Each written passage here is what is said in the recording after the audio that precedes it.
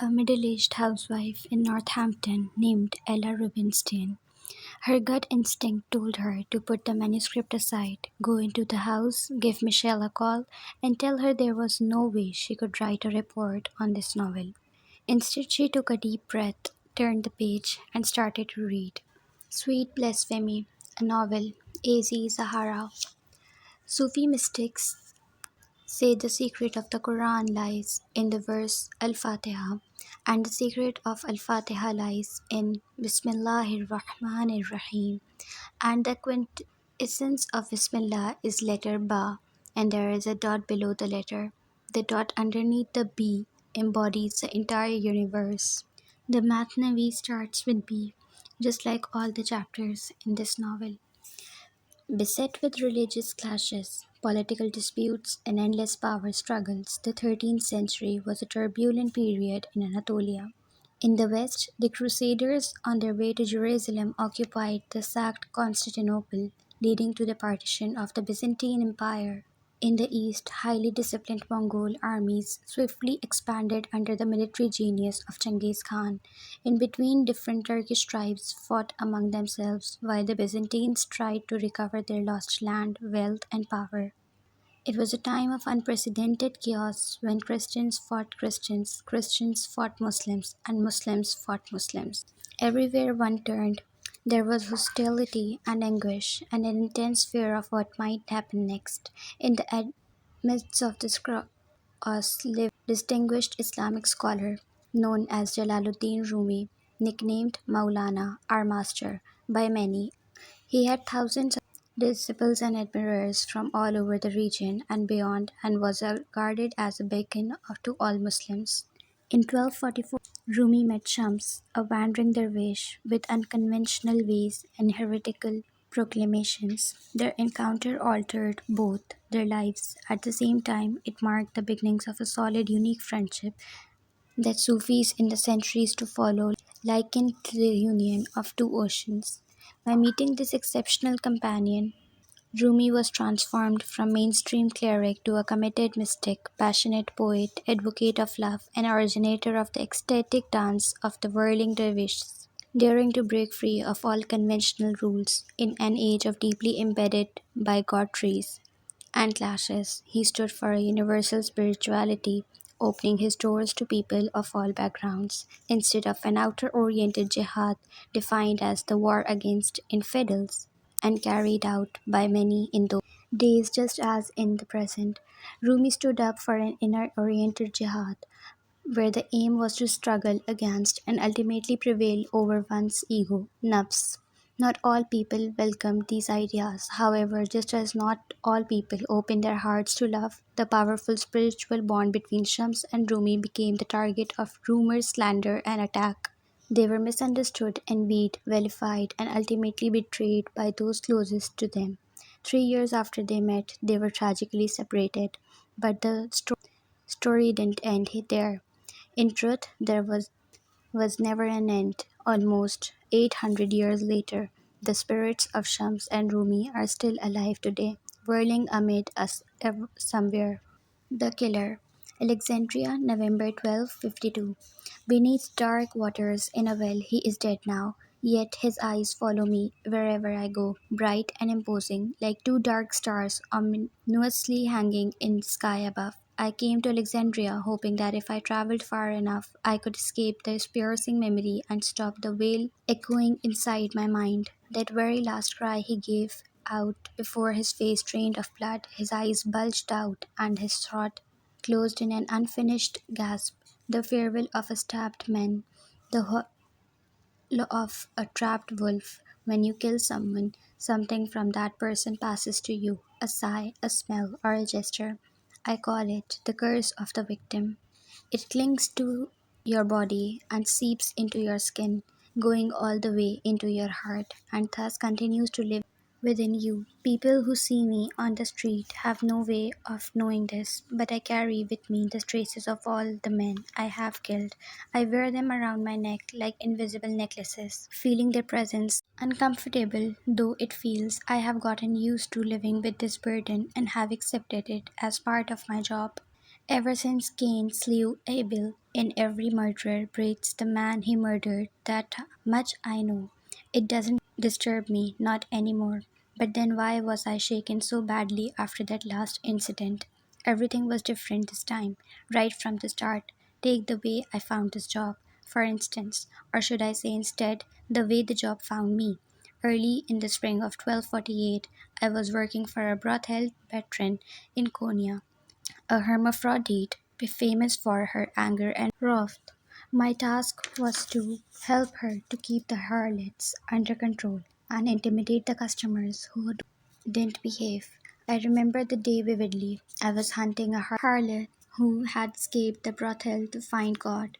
She was a beautiful young woman, which sort of broke my because I caught with her. I was going to ruin her face so bad that no man would ever want me to look at her again.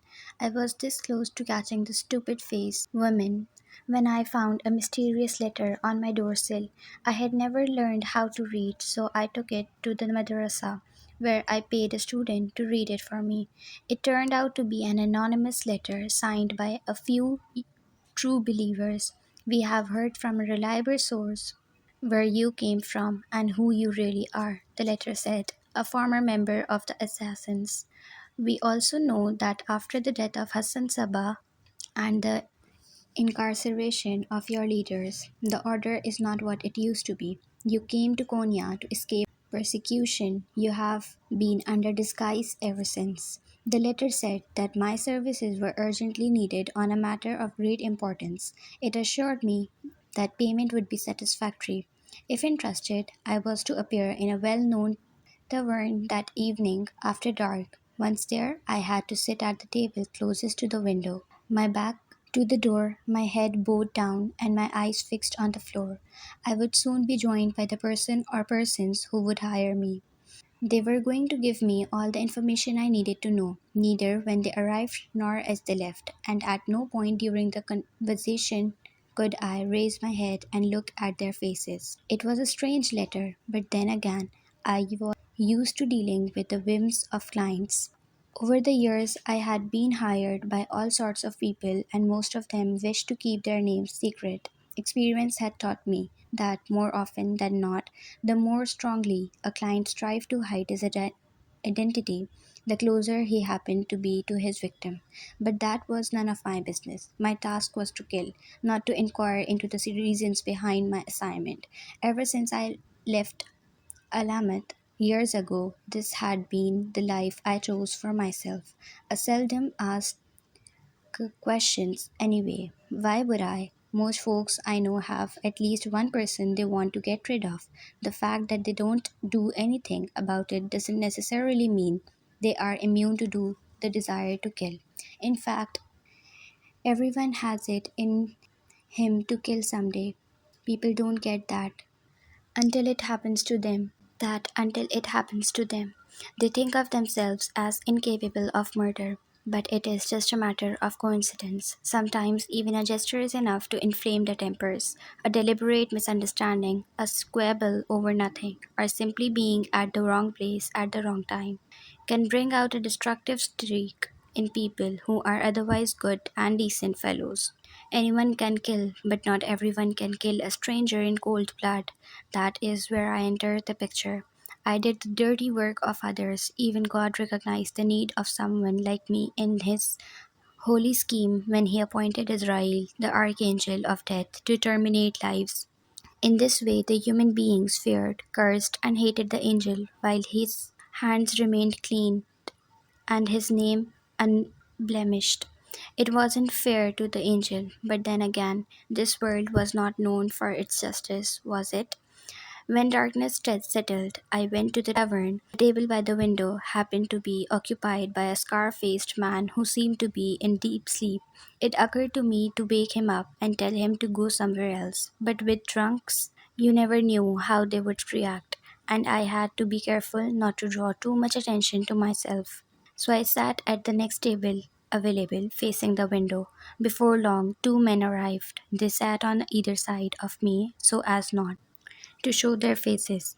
I didn't need to look at them, though, to realize how young they were and how You came highly recommended, said one of them, his tone not so much cautious as apprehensive. We were told you were the best. It felt funny the way he said it, but I suppressed my smile. I noticed they were scared of me, which was a good thing. If they were scared sufficiently, they could not dare do me wrong. So I said, yes, I am the best. That is why they call me Jackal-head. I have never let my clients down, no matter how hard the task. Good, he sighed, because this might not be an easy task. Now the other spoke. See, there is the man who has made himself too many enemies ever since he came to this town. He has brought nothing but trouble. We have warned him several times, but he pays us no attention. If anything, he has become all the more contentious. He leaves us no other option. It was always the same. Each time the clients tried to explain themselves before we cut a deal, as if my approval could in any way lessen the gravity of what they were about to do. I know what you mean. Tell me, who is this person? I asked. They seemed reluctant to give me a name, offering vague descriptions instead. He is a heretic who has nothing to do with Islam, an unruly man full of sacrilege and blasphemy. A maverick of Darvish. As soon as I heard this last word, a creepy feeling spread over my arms. My mind raced. I had killed all sorts of people, young and old, men and women, but a Darvish, a man of faith, was not among them. I had my superstitions and didn't want to draw God's wrath upon me, for despite everything, I still believed in him. I am afraid I am going to have to turn it down. I don't think I want to kill a holy man. Find someone else. With that, I stood up to leave, but one of the men grabbed my hand and beseeched, wait, please. Our payment will be commensurate with your effort. Whatever your fee is, we are ready to double the price. How about triple? I asked, convinced that they wouldn't be able to raise the amount that high. But to my surprise, after a brief hesitation, they both agreed. I sat back in my seat, feeling jittery. With this money, I could finally afford the price of a bride and get married and stop fretting over how to make ends meet. Dervish or not, anyone was worth killing for this amount. How could I know in that moment that I was making the biggest mistake of my life and would spend the rest of my days regretting it? How could I know it would be so hard to kill the dervish and that even long after he was dead, his knife like gaze would follow me everywhere? 4 years have passed since I stabbed him in the courtyard and dumped his body in a well, waiting to hear the splash that never came. Not a sound. It was as if rather than falling down into the water, he fell up toward the sky. I still cannot sleep without having nightmares, and if I look at water, any source of water, for more than a few seconds, a cold horror grips my whole body and I throw up.